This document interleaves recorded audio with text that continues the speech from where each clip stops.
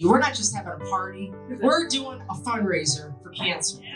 I said, okay, John, and here we are.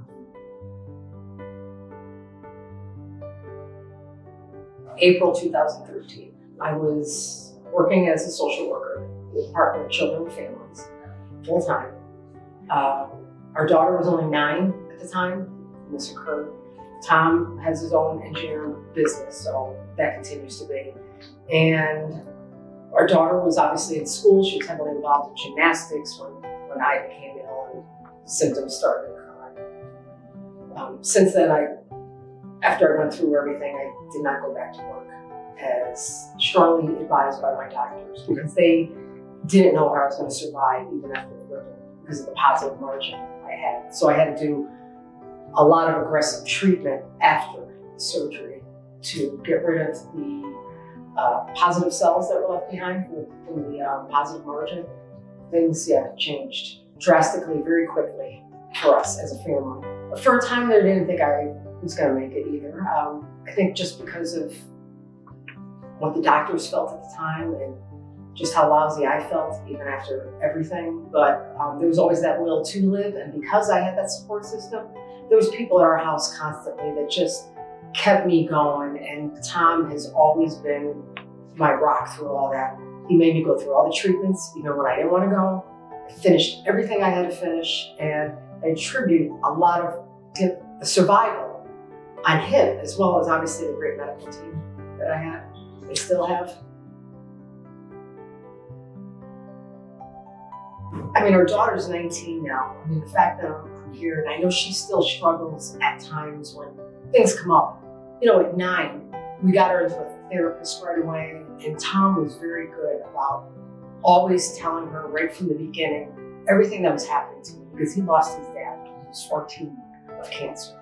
And back then it wasn't talked about. But with Gianna, she knew right from the beginning. It's definitely made our family closer, and our relationships. I mean, because I don't work anymore, I was able to reconnect with a lot of family and friends that I never had time for because of work.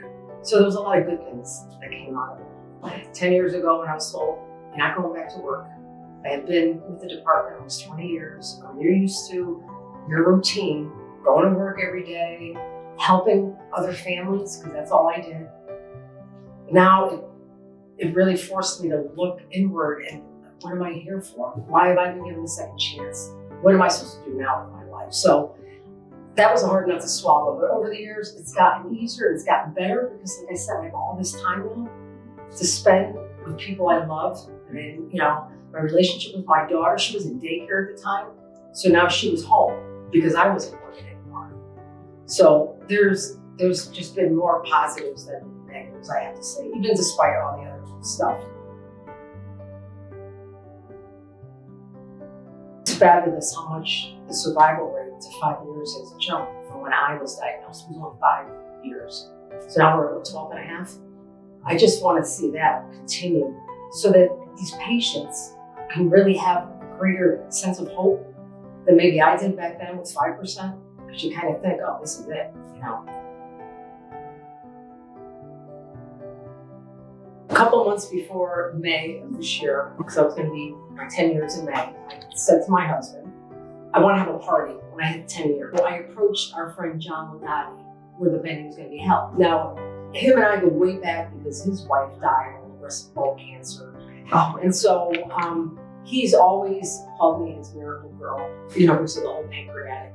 She had this bone cancer. So he said, well, we're not going to have just a party. We're going to make this a fundraiser. You bring John to the mix, and with all the people in common that we all know, I mean, he's got a big family. So he's got family and friends that are coming to support me that I've met, and just our family and friends and everyone that's been with us for 10 years through all this. They want to come celebrate, and they can't believe it's been 10 years. All right, but if we're doing a fundraiser, we want all the money for Project Purple. What's Project Purple? So I proceeded to tell them how I came in touch with Project Purple through my friend Candace, who I used to work with at DCF. And I just used to read about it. She would do the races in honor of me. She'd put it up on social media. So when this came to be, And being that Dino's Italian, we're Italian, John's Italian, I knew John, and then I find out Dino's a Unican, we're all Unicans, and so that's how it all came to be. And the more I just read about Project Purple, what I loved about it the most was the amount of monies that is given to the families of the patients. That meant a lot to me. Because I know, like Dino has talked about, we, like his dad, I have excellent insurance. I never saw a bill. We had a great support system, family, friends, and I know so many people don't have any of that. So that's why we chose Project Purple.